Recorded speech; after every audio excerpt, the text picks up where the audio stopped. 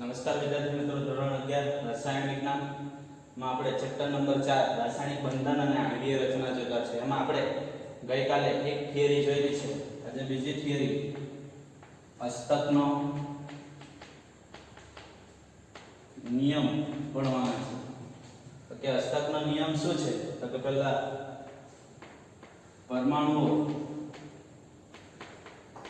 સંયોજકતા કોષના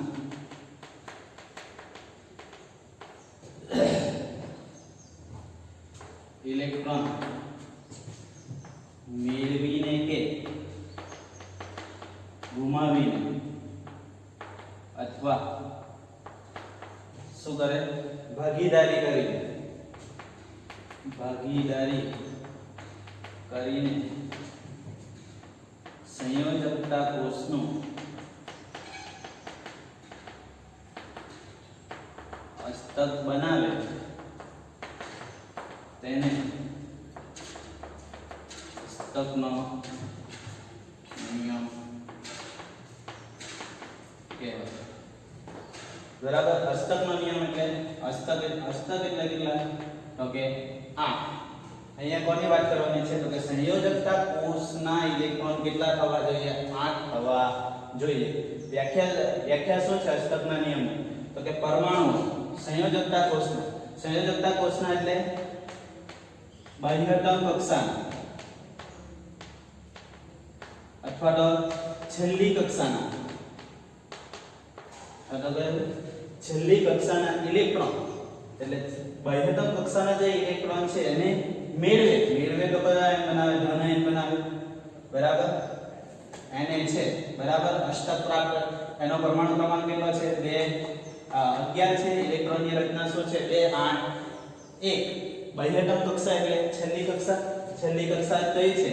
તો કે એક ઇલેક્ટ્રોન વાળી જે છે એ કઈ કક્ષા છે? છેલ્લી કક્ષા છે. તો એમાં કેટલા ઇલેક્ટ્રોન છે? 1 છે. બરાબર. તો એ શું કરશે? ઇલેક્ટ્રોન ગુમાવવાની વૃત્તિ ધરાવશે, કારણ કે અહીંયા અષ્ટક પ્રાપ્ત કરવા માટે 2 શક્યતાઓ છે. બરાબર. ત્યાં એ શું કરે? એક ઇલેક્ટ્રોન ગુમાવે. એક ઇલેક્ટ્રોન શું કરે? ગુમાવે. અથવા તો શું કરી શકાય? 7 ઇલેક્ટ્રોન મેળવે. બરાબર. અને સરળ કયું પડશે? એક ઇલેક્ટ્રોન ગુમાવવાનું સરળ પડશે. બરાબર. એટલે આમાંથી આયન બનાવશે, ધન આયન બનાવશે. એટલે ઇલેક્ટ્રોન ગુમાવીને શું બનાવે? ધન આયન બનાવે. અથવા તો મેળવીને એટલે Cl છે. Cl નો પરમાણુ ક્રમાંક 17 છે. બરાબર. ઇલેક્ટ્રોનની રચના 2 8 7. અહીંયા પણ 2 શક્યતાઓ છે. અષ્ટક એટલે કેટલા? 8 ઇલેક્ટ્રોન થવા જોઈએ. ચાલો તો હવે અહીંયા એક ઇલેક્ટ્રોન શું મેળવે અથવા તો કેટલા ઇલેક્ટ્રોન એને ગુમાવવા પડે? 7 ઇલેક્ટ્રોન ગુમાવવા પડે. બરાબર. એના માટે સરળ કયું બનશે?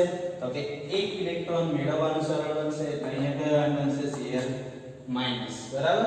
એટલે ગુમાવીને અથવા તો મેળવીને. બરાબર. આને શું કર્યું? અષ્ટક પ્રાપ્ત કરવા એક ઇલેક્ટ્રોનને શું કરી દીધો? ગુમાવી દીધો. તો એવી જ રીતે ક્લોરીને શું કર્યું? તો કે એક ઇલેક્ટ્રોન મેળવી લીધો. એટલે મેળવીને ગુમાવીને શું બનાવે? હવે Cl- બનશે ત્યારે એની ઇલેક્ટ્રોનની રચના શું થવાની? તો કે 2 8 8. એને પ્લસ બન્યો ત્યારે ઇલેક્ટ્રોનની રચના શું થવાની? 2 8. બરાબર. એના 11 ઇલેક્ટ્રોનની જગ્યાએ કેટલા થવાના?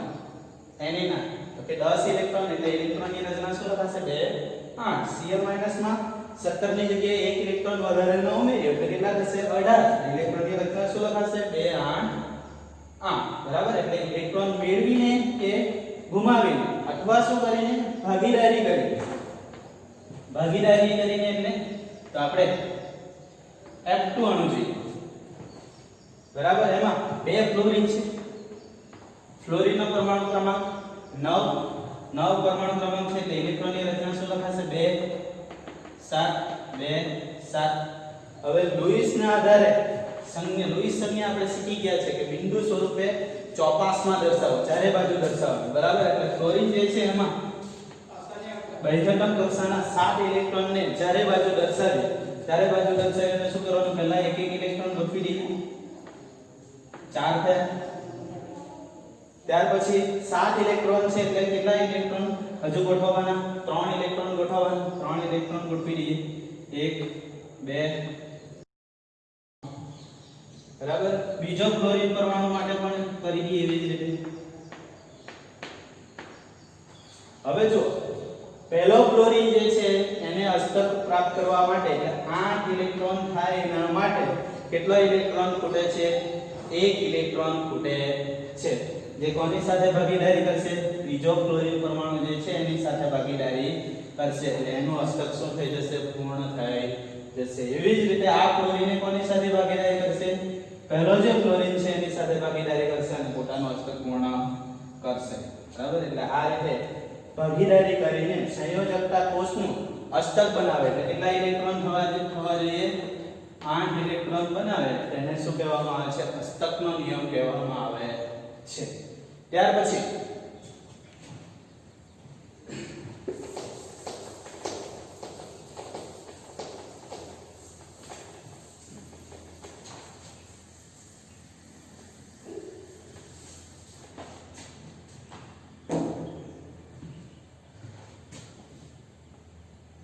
અષ્ટકના નિયમની મર્યાદા. અષ્ટકના નિયમની મર્યાદા શું છે? તો કે પહેલું, મધ્યસ્થ પરમાણુનું અપૂર્ણ અષ્ટક. મધ્યસ્થ પરમાણુનું અપૂર્ણ અષ્ટક. મધ્યસ્થ એટલે શું? તો કે વચ્ચે રહેલો પરમાણુ એનું અષ્ટક કેવું હશે? અપૂર્ણ હશે. હવે મધ્યસ્થ પરમાણુ જે છે અહીંયા આપણે હું ઉદાહરણ લઉં BCl3 છે. બરાબર. એમાં મધ્યસ્થ પરમાણુ કોણ આવશે? તો એમાં યાદ રાખો કે બોરોન જે છે એની વિદ્યુત ઋણતા શું? ક્લોરીન કરતા ઓછી.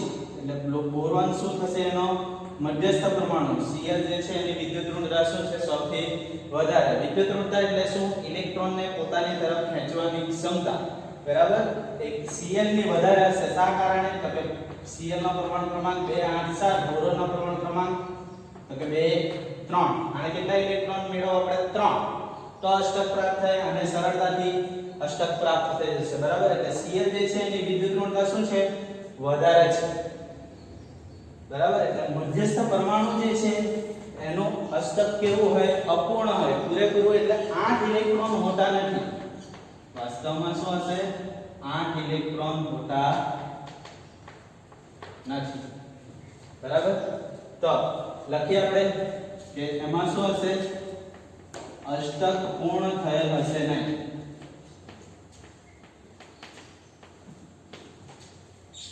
મધ્યસ્થ પરમાણુને અષ્ટક પૂર્ણ થયેલ હશે નહીં. એમાં કયા સમૂહના ઉદાહરણો આવશે? તો કે સમૂહ 1 2 અને 13 જે છે. બરાબર. આનાથી બનતા સંયોજનો જે છે એના ઉદાહરણો શામાં આવશે? અપૂર્ણ અષ્ટકમાં આવશે. ઉદાહરણ તરીકે LiCl જોઈએ. Li નો પરમાણુ ક્રમાંક કેટલો? 3. Li નો પરમાણુ ક્રમાંક કેટલો? 3. એટલે 3 છે. તો ઇલેક્ટ્રોનની રચના શું લખાશે? 2 1. બાહ્ય તમકક્ષાનો ઇલેક્ટ્રોન કેટલો છે? 1 છે. એટલે આને આ રીતે દર્શાવીએ. Li 1 electron. Cl છે. Cl નો પરમાણુ ક્રમાંક કેટલો? 17. તો શું લખાશે? 2 8 7. બાહ્ય તમકક્ષાના ઇલેક્ટ્રોન કેટલા? 7. એટલે 7 કેવી રીતના દર્શાવવાના? તો કે 3 પેર અને 1 એકલો. બરાબર. હવે Li અને Cl એ શું કરશે? તો કે એક એક ઇલેક્ટ્રોનની ભાગીદારી કરશે. આ શું કરશે? એક એક ઇલેક્ટ્રોનની ભાગીદારી કરશે અને આ મ્યુ વચ્ચે કયો બંધ બનશે? સહસંયોજક બંધ બનશે. તો હવે અહીંયા જે ભાગીદારી કરે છે, બરાબર, જેના પરિણામે શું Li નું અષ્ટક પૂર્ણ થયું છે? તો નહીં. Li જે છે એના કેટલા ઇલેક્ટ્રોન છે? 1 અને 2 જ ઇલેક્ટ્રોન છે. 8 ઇલેક્ટ્રોન નથી. Cl ને અહીંયા ધ્યાનમાં લેવાનો નથી. મધ્યસ્થ પરમાણુ કોણ છે આપણો? Li છે. કારણ કે Li ની વિદ્યુત ઋણતા કેવી છે? ઓછી છે. અથવા તો યાદ રાખો કે વિદ્યુત ઋણતા કોની વધારે હોય? તો કે અધાતુ તત્વોની વિદ્યુત ઋણતા વધારે.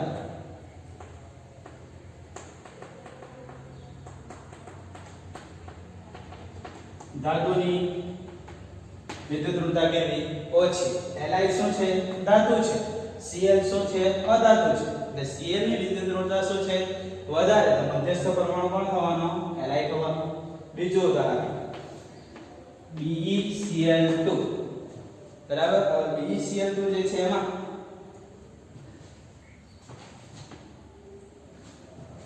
Be નો પરમાણુ ક્રમાંક 4, ઇલેક્ટ્રોનની રચના શું લખાશે 2 બરાબર. બૃહત્તમ કક્ષામાં કેટલા ઇલેક્ટ્રોન છે 2, એટલે આ રીતે લખાશે B.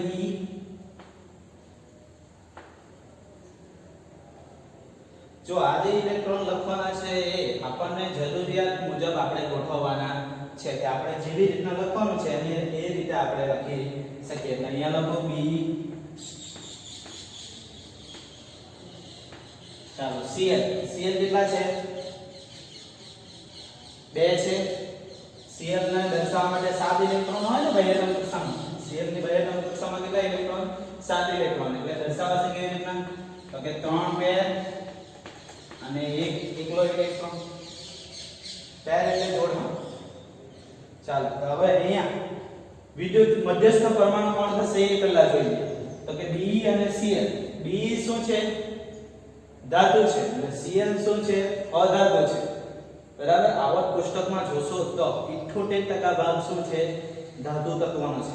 એમાં S વિભાગનું તત્વ હોય અને P વિભાગમાં 13મા સમૂહના તત્વ છે એ મોટે ભાગે કેવા છે ધાતુ તત્વ છે. D વિભાગના તત્વો પણ કેવા છે ધાતુ તત્વ છે બરાબર. 78% ભાગ કેવા છે ધાતુ છે. અધાતુઓ જે છે એ તમને આવર્ત કોષ્ટકમાં પેલો ઝિગઝેગ આકાર હશે કે સાપસીડી જેવો આકાર હશે એમાં અર્ધધાતુ તત્વ છે અને એની ઉપર અધાતુ તત્વ છે બરાબર. આવર્ત પુસ્તકમાં જોશો તો એને અલગ પાડેલા હશે બરાબર. અહીંયા B જે છે એ શું છે ધાતુ છે એટલે એની વિદ્યુત ઋણતા Cl કરતા કેવી છે ઓછી છે બરાબર. એટલે Cl ની વિદ્યુત ઋણતા શું વધારે એટલે એ ક્યાં આવશે બહાર આવશે. અને B ની વિદ્યુત ઋણતા ઓછી એટલે એ શું થશે મધ્યસ્થ પરમાણુ થશે. એટલે Cl બહાર રહેશે. Cl ના 7 ઇલેક્ટ્રોનો લખી દઈએ. ચાલો તો હવે આ Cl B ના 1 ઇલેક્ટ્રોન સાથે શું કરશે પહેલા ભાગીદારી કરશે 1 Cl બરાબર. એટલે આ એનું અષ્ટક પૂર્ણ Cl નું અષ્ટક પૂર્ણ થયું. ચાલો એવી જ રીતે બીજો એક Cl બતાવીએ બરાબર. આ Cl જે છે એક ઇલેક્ટ્રોન ની ભાગી બીજો જે બચેલો B નો 1 ઇલેક્ટ્રોન છે એની સાથે ભાગીદારી કરી અને આ એનું અષ્ટક.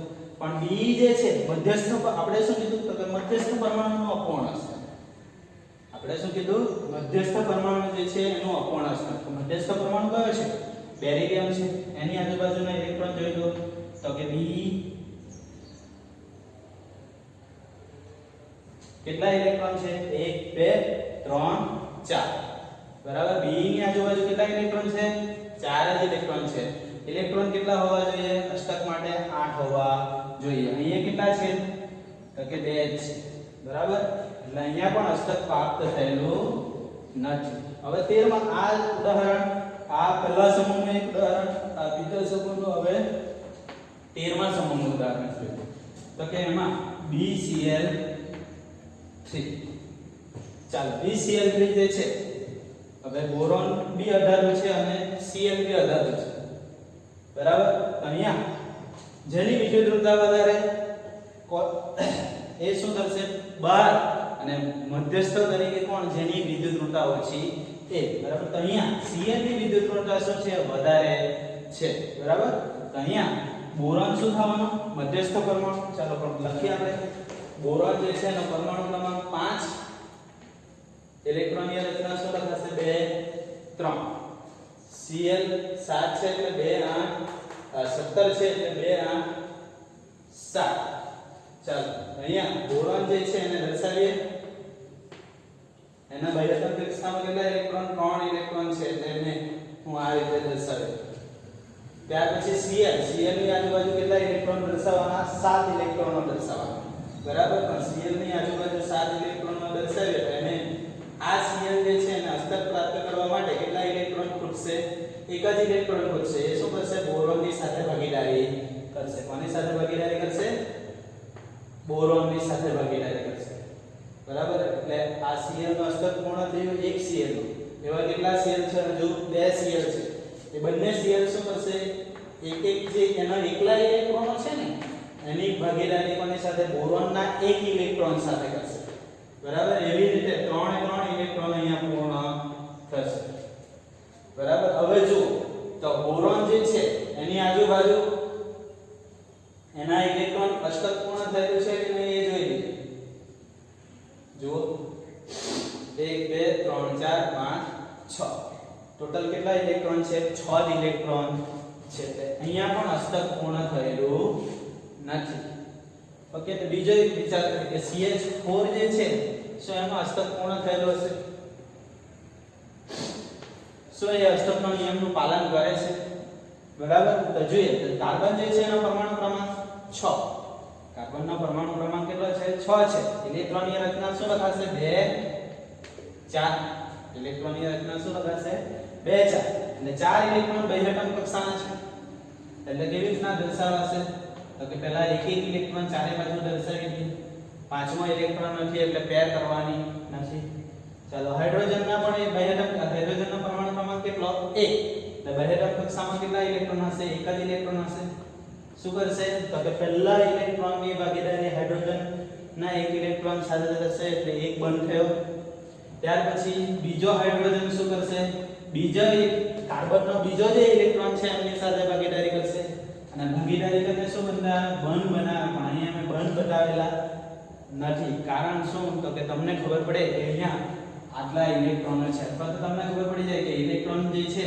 એ એક બંધ છે તો એમાં કેટલા ઇલેક્ટ્રોન બે ઇલેક્ટ્રોન બરાબર એવી જ રીતના ત્રીજો હાઇડ્રોજન જે છે એ એક ઇલેક્ટ્રોનની ભાગીદારી કરશે અને ચોથો એક ઇલેક્ટ્રોન હાઇડ્રોજન સાથે ભાગીદારી કરશે હવે મધ્યસ્થ પરમાણુ અહીંયા કાર્બન છે ભલે કાર્બનની વિદ્યુત ઋણતા વધારે છે પણ મધ્યસ્થ પરમાણુ શું છે કાર્બન છે અહીંયા આ અપવાદ તરીકે લેવાનું કે હાઇડ્રોજન જે છે એને હંમેશા આપણે બહાર જ લખવાનું હાઇડ્રોજન જે છે એને મધ્યસ્થ પરમાણુ તરીકે રાખવો નથી બરાબર એટલે અહીંયા કાર્બન જે છે એનું અષ્ટક પૂર્ણ થયેલું છે જોઈ લો કાર્બનની સાથે કેટલા ઇલેક્ટ્રોનો છે 4 બંધ બનાવેલા છે એટલે 8 ઇલેક્ટ્રોન પૂર્ણ થયેલા છે એટલે આ CH4 જે છે એ અષ્ટકના નિયમનું પાલન કરે છે ત્યાર પછી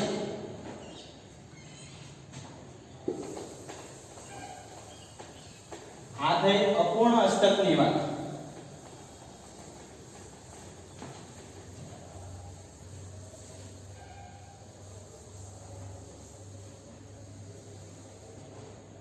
બરાબર ત્યાર પછી વધારે પણ ઇલેક્ટ્રોન હોઈ શકે એટલે મધ્યસ્થ પરમાણુનું વિસ્તરિત અષ્ટક મધ્યસ્થ પરમાણુનું કેવું અષ્ટક વિસ્તરિત અષ્ટક વિસ્તરિત એટલે 8 ઇલેક્ટ્રોન કરતા વધારે ઇલેક્ટ્રોન હોય કોની આજુબાજુ તો કે મધ્યસ્થ પરમાણુની આજુબાજુ 8 ઇલેક્ટ્રોન કરતા વધારે ઇલેક્ટ્રોનો હોય તેમાં સમૂહ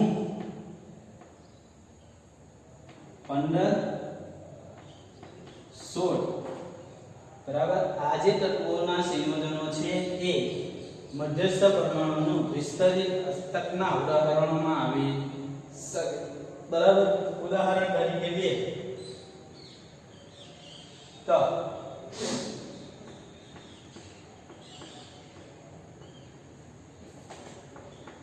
PCl5 કયું ઉદાહરણ લે PCl5 ચાલો ફોસ્ફરસ અને Cl છે બરાબર એમાં મધ્યસ્થ પરમાણુ કોણ હશે એ જોઈએ પહેલા તો કે P અને Cl બંને શું છે અધાતુ છે બંને શું છે અધાતુ છે તો એમાં અને બીજું કે એ એક જ આવર્તના તત્વો છે ફોસ્ફરસ અને Cl એક જ આવર્તના તત્વો છે બરાબર અને ડાબી બાજુથી જમણી બાજુ તરફ જશો તો અધાત્વીય ગુણધર્મો વધે ડાબી બાજુથી જમણી બાજુ તરફ જતા શું થાય અધાત્વીય ગુણ વધે તો ફોસ્ફરસ અને Cl માંથી વિદ્યુત ઋણતા કોની વધારે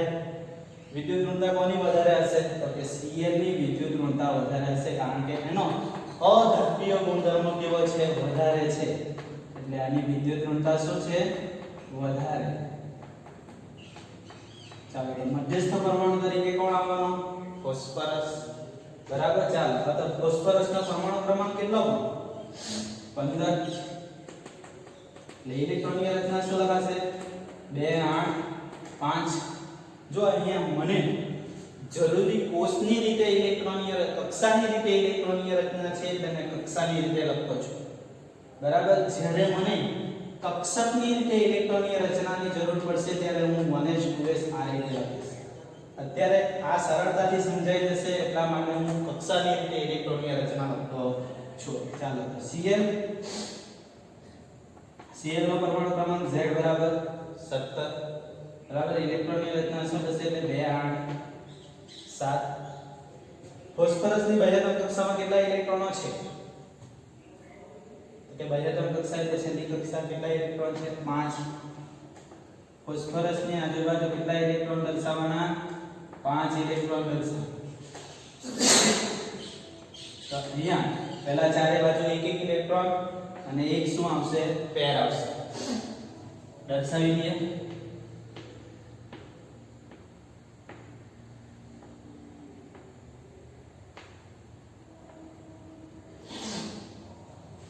હવે Cl ની આજુબાજુ કેટલા ઇલેક્ટ્રોન?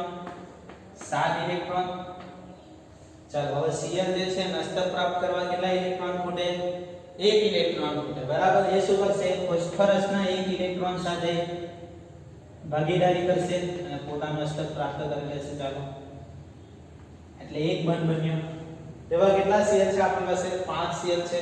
એ 5 Cl શું કરશે? અહીંયા બધા ઇલેક્ટ્રોન જે છે એની સાથે ભાગીદારી કરી દેશે. બરાબર. એટલે અહીંયા Cl પરના ઇલેક્ટ્રોન નથી બતાવતો. ચાલો Cl જે છે એ તો પોતાનું અસ્તક પ્રાપ્ત કરી લેશે કારણ કે એને શું કર્યું? ફોસ્ફરસના સાથે એક એક ઇલેક્ટ્રોનની ભાગીદારી કરી દીધી. ચાલો તો હવે ફોસ્ફરસ જે છે એની આજુબાજુ કેટલા બંધો છે જોઈ લો. આ Cl પહેલા એક Cl પહેલો Cl બીજો ચોથો અને પાંચમો. પહેલા Cl સાથે એક બંધ બનાવ્યો છે, બીજા Cl સાથે એક બંધ બનાવ્યો છે, ત્રીજા Cl સાથે પણ એક બંધ બનાવ્યો છે, ચોથા Cl સાથે પણ એક બંધ બનાવ્યો છે, પાંચમા Cl. ટોટલ બંધો કેટલા છે? 5 બંધ છે. 5 બંધ છે એટલે કેટલા ઇલેક્ટ્રોન આવશે? 10 ઇલેક્ટ્રોન. 5 બંધ એટલે કેટલા ઇલેક્ટ્રોન આવશે? 10. તો મધ્યસ્થ પરમાણુની આજુબાજુ કેટલા ઇલેક્ટ્રોન થઈ ગયા? 10 ઇલેક્ટ્રોન થઈ ગયા. જે 8 કરતા શું છે? વધારે છે એટલે શું કહેવાશે? આ વિસ્તરિત અસ્તક કહેવાશે. ત્યાર પછી બીજું એક ઉદાહરણ SF6 15 અને 16 માં ના SF6 તેમાં સલ્ફર જે છે એ મધ્યસ્થ પરમાણુ થશે. સલ્ફર શું થશે? મધ્યસ્થ પરમાણુ. બરાબર. કેમ? તો કે ફ્લોરિન જે છે એની વિદ્યુત ઋણતા આખા અવયવ કોષ્ટકમાં હાઈએસ્ટ છે. બરાબર. એટલે ફ્લોરિન જે છે વિદ્યુત ઋણતા વધારે એટલે બહાર રહેવાનો. સલ્ફર શું હોવાનું? મધ્યસ્થ પરમાણુ. ચાલો સલ્ફરનો પરમાણુ ક્રમાંક કેટલો છે? 16. Z બરાબર 16. તો ઇલેક્ટ્રોનની રચના શું લખાશે? 2 8 6. ઇલેક્ટ્રોનો ગોઠવણી કેવી રીતના થશે? તો કે 1 2 3 4. પછી શું થશે? એક એક ઇલેક્ટ્રોન અને 2 પેર અને એક એક શું થશે? અયુગ્મિત ઇલેક્ટ્રોનો થશે. એ વાત. ચાલો ફ્લોરિન જે છે એનો પરમાણુ ક્રમાંક Z બરાબર 9. એટલે ઇલેક્ટ્રોનની રચના શું થશે? 2 7. બાહ્યતમ કક્ષામાં કેટલા ઇલેક્ટ્રોન છે? 7. એને અષ્ટક પ્રાપ્ત કરવા કેટલા જોઈએ છે? એક જ જોઈએ છે. તો આ સલ્ફરના એક ઇલેક્ટ્રોન સાથે શું કરશે? ભાગીદારી કરશે. ચાલો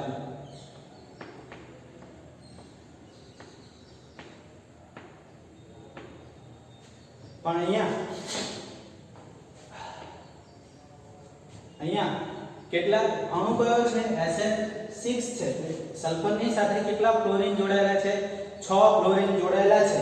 એટલે અહીંયા 6 ઇલેક્ટ્રોન શું કરશે? ફ્લોરિન સાથે બંધો બનાવશે. બરાબર. એટલે દર્શાવી દો એ ફ્લોરિન સાથે બંધ.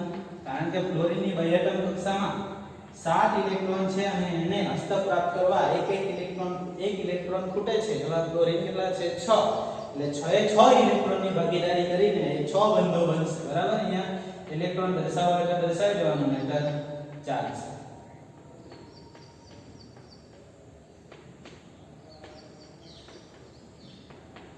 ચાલો હવે સલ્ફરની આજુબાજુ બંધો ક્લોરીન સાથે કેટલા છે એ જોઈ લો.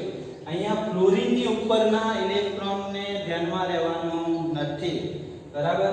ધ્યાનથી જુઓ તો બંધો જે છે એને ધ્યાનમાં લો અથવા તો ભાગીદારી જે કરેલી છે એને ધ્યાનમાં લો. એવા બંધો કેટલા છે? 1 2 3 4 5 6 બંધ છે એટલે કેટલા ઇલેક્ટ્રોનો હશે? 12 ઇલેક્ટ્રોન. એક બંધમાં 2 ઇલેક્ટ્રોન હોય એટલે 12 ઇલેક્ટ્રોન થવાના, જે 8 ઇલેક્ટ્રોન કરતા કેવા છે? વધારે છે. ત્યાર પછી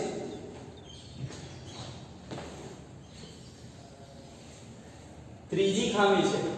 આ હતી બીજી ખામી કે વિસ્તરિત હશે.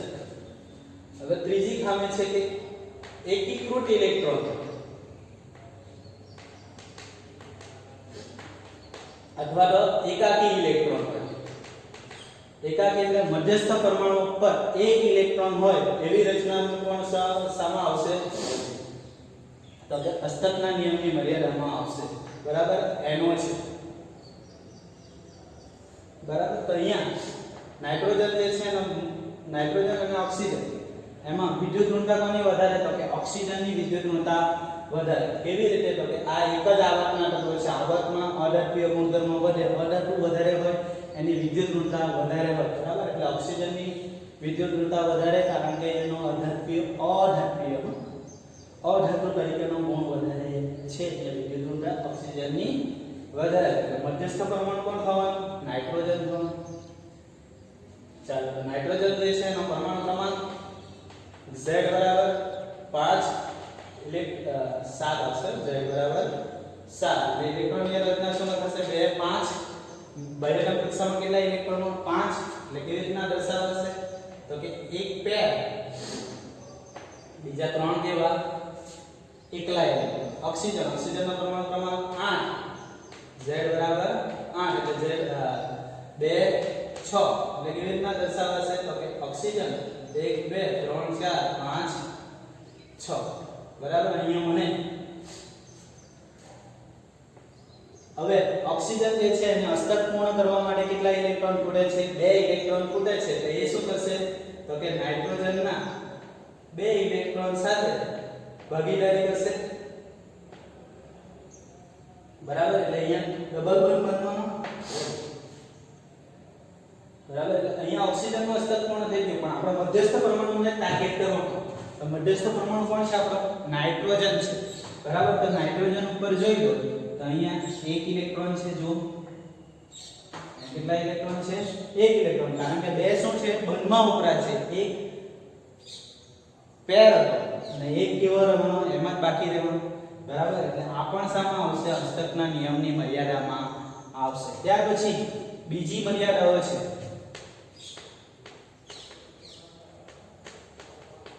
બીજી મર્યાદાઓ શું છે?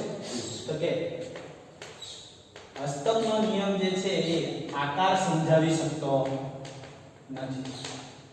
બીજી મર્યાદાઓ કઈ છે? તો કે આકાર સમજાવી શકતો નથી. બીજી બે એક મર્યાદા છે કે ઊંડા વાયુઓ જે છે એ શું આપણને એમ કે સંયોજનો બનાવે, એની રાસાયણિક રીતે એ કેવા છે? નિષ્ક્રિય છે. પણ એવું નથી. એમાંના ક્રિપ્ટોન જે છે એ ક્રિપ્ટોન અને ઝેનોન એ શું કરશે? ક્લોરીન અને ઓક્સિજન સાથે સંયોજનો બનાવશે. ઝેનોન જે છે HCF2 બનાવે. બરાબર. Krypton KrF2. બરાબર. ઝેનોન અને ઓક્સિજન ક્લોરીન સંયોજન પણ બનાવશે. બરાબર. એટલે આ ઊંડા વાયુઓ જે છે એ નિષ્ક્રિય નથી, પણ શું એના પણ સંયોજનો તમને જોવાના મળશે. કોના જોવાના મળે? આખા આવર્ત પુસ્તકમાં ઊંડા વાયુમાં તો કે ઝેનોન અને ક્રિપ્ટોન આ બે પરમાણુઓ એવા છે જેના ઊંડા વાયુઓ તરીકે સંયોજનો ઓક્સિજન અને ક્લોરીન સાથે જોવાના મળશે. આ થઈ અષ્ટકના નિયમની બીજી મર્યાદા. બરાબર. ટોટલ કેટલી મર્યાદા થઈ? એટલે ટોટલ 5 મર્યાદાઓ થઈ. કેટલી થઈ? 5. પહેલી શું છે? તો કે મધ્યસ્થ પરમાણુનું અપૂર્ણ અસ્તર, બીજું વિસ્તરિત અસ્તર, ત્રીજું એકાકી ઇલેક્ટ્રોન હોય, ચોથું તો કે અષ્ટકના નિયમ ઉપરથી આણ્વીય રચના ખબર પડતી નથી, અણુનો આકાર ખબર પડતી નથી. ત્યાર પછી પાંચમી મર્યાદા શું છે તો કે આપણને એમ હતું કે ઉમદા વાયુઓ જે છે એ કોઈ પણ પ્રકારના સંયોજનો બનાવતા નથી, પરંતુ ઝેનોન અને ક્રિપ્ટોન જે છે એ ઓક્સિજન અને ક્લોરીન સાથે સંયોજનો આપે છે. આ જે છે એનો તમે 12મા ધોરણમાં અભ્યાસ કરશો. કે ત્યાર પછી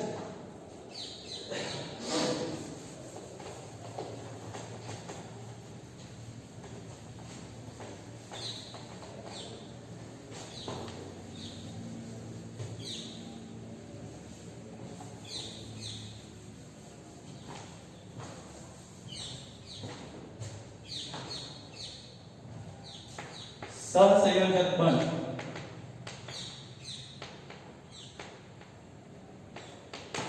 ત્યાર પછીનો ટોપિક કયો છે? સહસંયોજક બંધ. જે કોણે આપેલો છે? લેંગમ્યુરે. આ ખ્યાલ કોણે આપેલો છે? લેંગમ્યુરે. લેંગમ્યુરે શું કહ્યું તો કે લુઈસે જે સંઘનીય રચના હતી ને એને શું કરી દીધી? સંઘનીય રચનામાં જે 8 ઇલેક્ટ્રોનો ગોઠવતા હતા એને શું કરી દે છે? ભગાવી દે છે. બરાબર, એટલે એની ગણકારતો નથી. લેંગમ્યુર જે છે એ શું કહે છે તો કે અસ્તક જે પ્રાપ્ત થાય એ શાના દ્વારા પ્રાપ્ત થાય? ભાગીદારી કરીને જ પ્રાપ્ત. શાના દ્વારા પ્રાપ્ત થાય? અસ્તક ભાગીદારી, ઇલેક્ટ્રોનની ભાગીદારી કરીને પ્રાપ્ત થાય. બરાબર. હવે સહસંયોજક બંધ જે છે એમાં ત્રણ પ્રકાર જોવા મળશે. તો કે એકલ સહસંયોજક બંધ,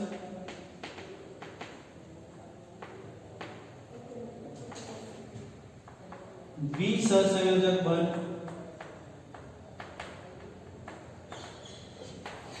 અને ત્રિસહસંયોજક બંધ. કઈ નથી, શબ્દ ઉકેલશો એટલે વ્યાખ્યાઓ આવડી જશે. ખાલી એક વસ્તુ ઉમેરવાનું કે બે પરમાણુઓ વચ્ચે શું બને? બે પરમાણુના ઇલેક્ટ્રોનની વચ્ચે ઇલેક્ટ્રોનની ભાગીદારી થાય. બરાબર. સહસંયોજક બંધ બનવા માટે જરૂરી કન્ડિશન કઈ છે? શરતો કઈ છે? તો કે પહેલા તો શું હોવું જોઈએ? બે પરમાણુ હોવા જોઈએ. એક જ પરમાણુ પોતાની સાથે ઇલેક્ટ્રોનની ભાગીદારી કરી શકતો નથી. બરાબર. ધારો કે n છે, બરાબર, એ પોતાની સાથે, એટલે n જે છે ઇલેક્ટ્રોનની ભાગીદારી એમાં શક્ય નથી, પરંતુ n2 બનાવતો હોય તો ઇલેક્ટ્રોનની ભાગીદારી શક્ય છે. બરાબર. એટલે શું હોવું જોઈએ? બે પરમાણુ હોવા જોઈએ. ત્યાર પછી એક ઇલેક્ટ્રોન કમ્પલસરી ભાગીદારીમાં મૂકવા જોઈએ.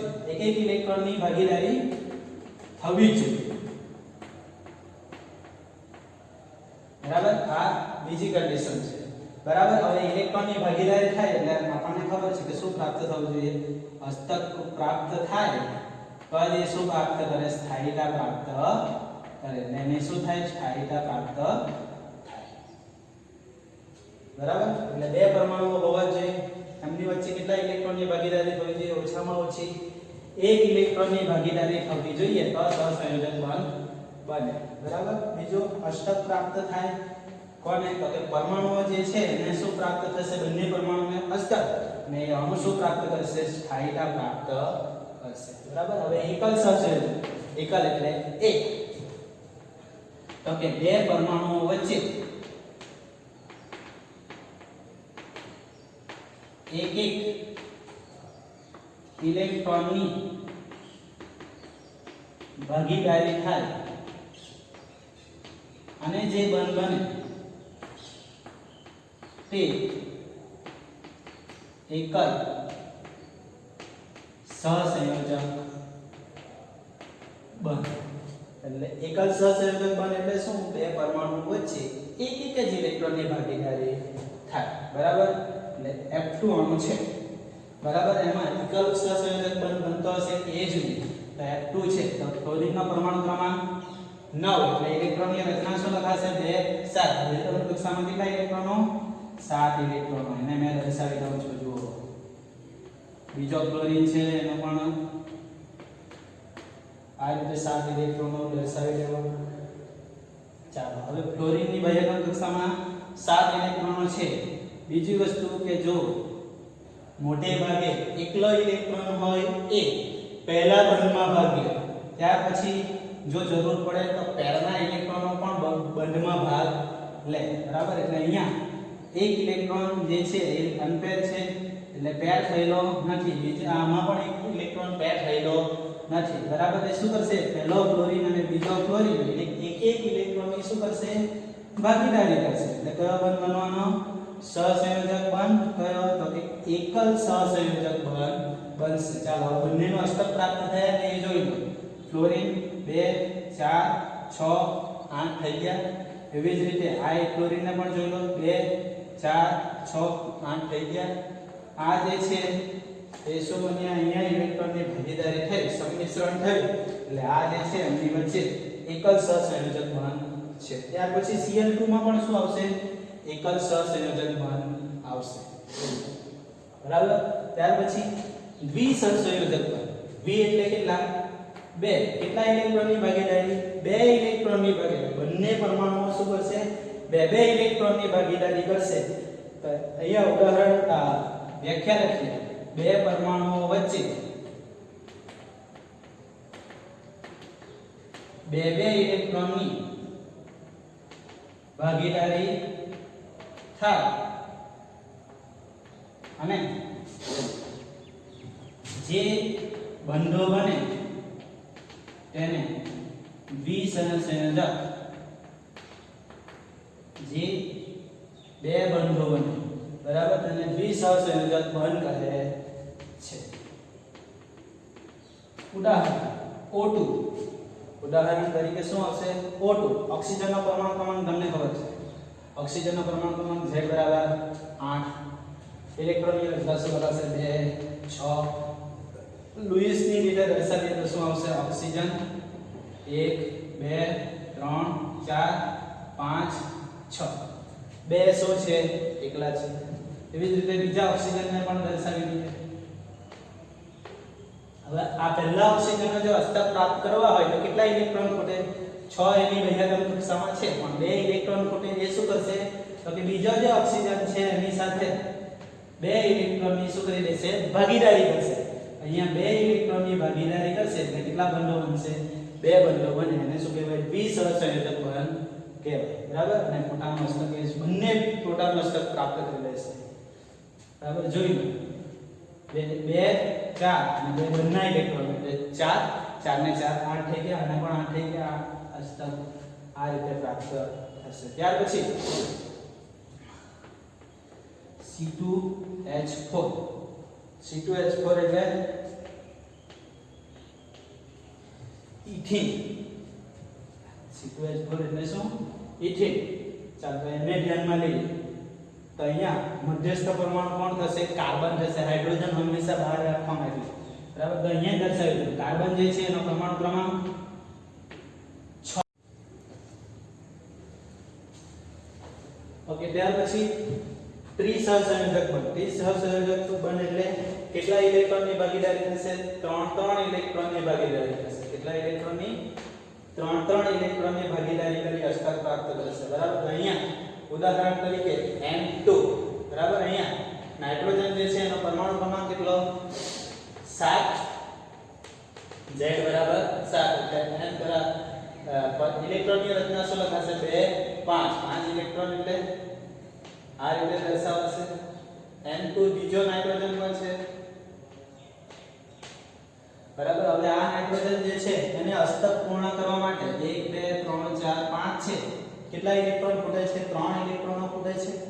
શું કરશે, બીજા નાઇટ્રોજનની સાથે 3 ઇલેક્ટ્રોનની શું કરી દેશે, ભાગીદારી કરી દેશે. એટલે આપણે અહીંયા જરૂરિયાત પ્રમાણે ઇલેક્ટ્રોનને દર્શાવવાના છે. બરાબર, એટલે અહીંયા 3 ઇલેક્ટ્રોનની ભાગીદારી કરશે અને ત્રિસહસંયોજક બંધ બનશે. બરાબર, એવી જ રીતે બીજું ઉદાહરણ C2H2. બીજું ઉદાહરણ કયું, C2H2. હવે કાર્બન છે એનો પરમાણુ ક્રમાંક 6. ઇલેક્ટ્રોનની રચના શું લખાશે, 2 4. કાર્બન કેટલા છે, 2 છે એટલે આ રીતે લખાશે. બે કાર્બન મધ્યસ્થ બનાવી દીધી. ચાલો હવે હાઇડ્રોજન કેટલા જોડાયેલા છે અહીંયા પણ બે જ જોડાયેલા છે. હાઇડ્રોજન કેટલા જોડાયેલા છે બે જોડાયેલા છે. તો શું લખ અહીંયા એક હાઇડ્રોજન સાથે બંધ આ તરફ અને બીજા હાઇડ્રોજન સાથે બંધ આ તરફ. બરાબર આ એક એક હાઇડ્રોજન જોડ્યો આપણે બંને કાર્બનની સાથે. બરાબર હવે જોઈ લો અસ્તક પ્રાપ્તિ થાય છે કે નથી થતું. તો અહીંયા 1 2 3 4 અને 5 જ ઇલેક્ટ્રોન થયા કાર્બનના. બરાબર આ કાર્બનને પણ કેટલા ઇલેક્ટ્રોન થયા 5 જ ઇલેક્ટ્રોન થયા. તો શું થશે તો કે આ 3 ઇલેક્ટ્રોન જે છે એને અહીંયા દર્શાવી દીધું. પેલા જે 3 ઇલેક્ટ્રોન હતા ને એને અહીંયા દર્શાવી દઉં છું. ચાલો 5 ઇલેક્ટ્રોન થયા તો અહીંયાની પાસે 3 ઇલેક્ટ્રોનો છે તો એ શું કરશે 3 ઇલેક્ટ્રોનની અહીંયા ભાગીદારી કરી દેશે. બરાબર એટલે અહીંયા શું બન્યું ત્રિ સહસંયોજક બંધ બન્યો અને આ કયો છે એકલ સહસંયોજક બંધ છે. એટલે આનું દર્શાવવું હોય તો કેવી રીતના દર્શાવાશે H C triple bond C H. અને જેમ બંધોની સંખ્યા વધે તેમ બંધ લંબાઈ શું થાય ઘટે. આ જે છે ને આ એક છેડેથી બીજા છેડા વચ્ચેનું અંતર જે છે એને શું કહેવામાં આવે છે બંધ લંબાઈ કહેવાય. એને શું કહેવાય બંધ લંબાઈ. એ પાછળ પણ સમજી લઈએ આપણે. તો કે બંધ લંબાઈ કોને કહેવાય તો કે બે પરમાણુના કેન્દ્રો વચ્ચેનું અંતર. બરાબર એટલે આપણે અહીંયા બે ક્લોરીન છે તો આ બંધ જે છે આમની વચ્ચેનું અંતર એટલે શું બંધ લંબાઈ. એટલે શું થશે બંધ લંબાઈ. હવે બંધ કોણ કોને કહેવાય કોણ એટલે શું ખૂણો. બરાબર એટલે બે બંધો વચ્ચે બનતો ખૂણો H2O છે. બરાબર ઓક્સિજન બે હાઇડ્રોજન સાથે આ રીતે બંધ બનાવે. બરાબર તો આ બે બંધો જે છે એમની વચ્ચે બનતો ખૂણો 104.5 ડિગ્રી. આ શું છે નો બંધ કોણ છે. બરાબર અને જેમ બંધની સંખ્યા વધે તેમ સ્થાયીતા વધે. શું થાય બંધની સંખ્યા વધે તેમ સ્થાયીતા વધે. બરાબર કેમ તો કે બંધ લંબાઈ ઓછી તો એને તોડવા માટે ઊર્જા વધારે આપવી પડે.